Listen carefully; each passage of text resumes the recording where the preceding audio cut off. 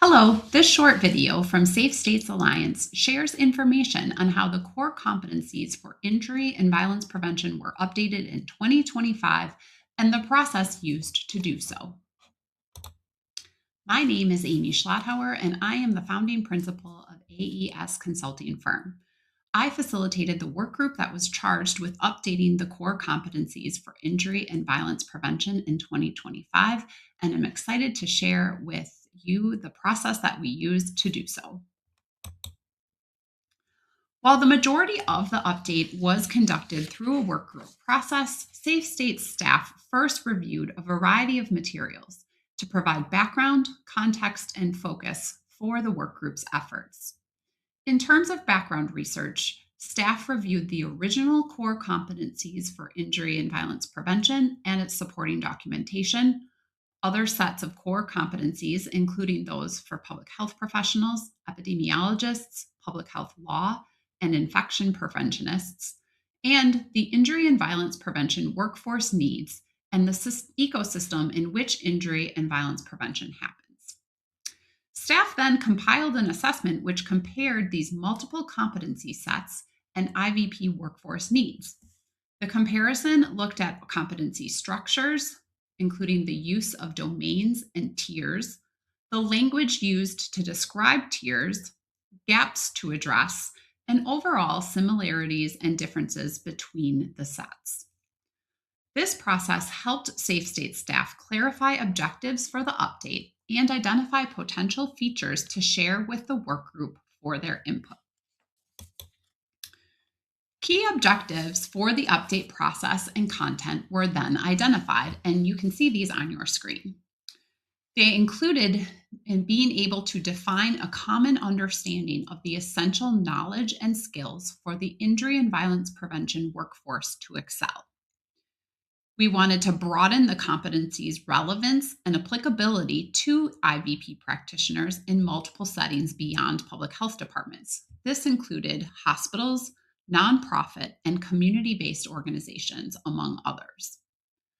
We wanted to use tiers that were based on knowledge and skills, not years of experience or supervision level.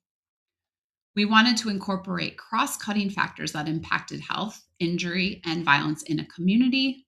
And finally, we wanted to align with those domains that are outlined in the core competencies for public health professionals. Safe States convened a work group to conduct the review and update of the core competencies for injury and violence prevention. The work group members reflected injury and violence prevention practitioners and researchers from a variety of disciplines, work settings, roles, experiences, and who collectively represented diverse perspectives. I was hired by Safe States to serve as the facilitator to lead the work group through the update process.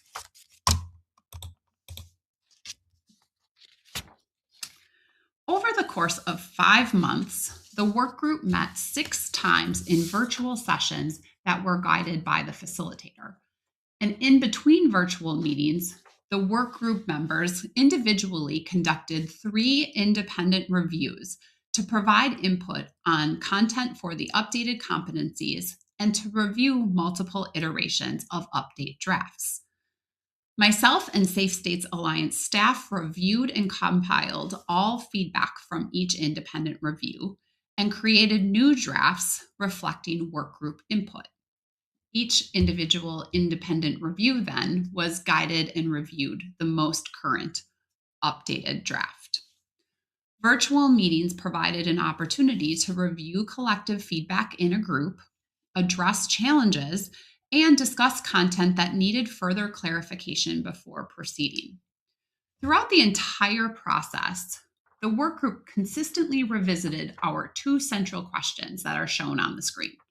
First, do we have a comprehensive list of the core competencies that reflect the essential concepts, knowledge, and skills critical to building and growing the competency of the IVP workforce? And second, for each competency, do we have a comprehensive list of concepts and subcompetencies that support it? The final draft that was produced through the work group in September 2025 was then reviewed by Safe States staff. It was then opened for review and public comment for several weeks in December 2025 via an online review form that was disseminated to all Safe States members and partners. The open comment feedback was incorporated, and the updated core competencies for injury and violence prevention were finalized in February 2026.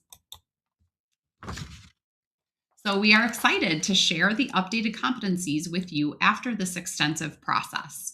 You can access the updated competencies and other related resources using the links shown here.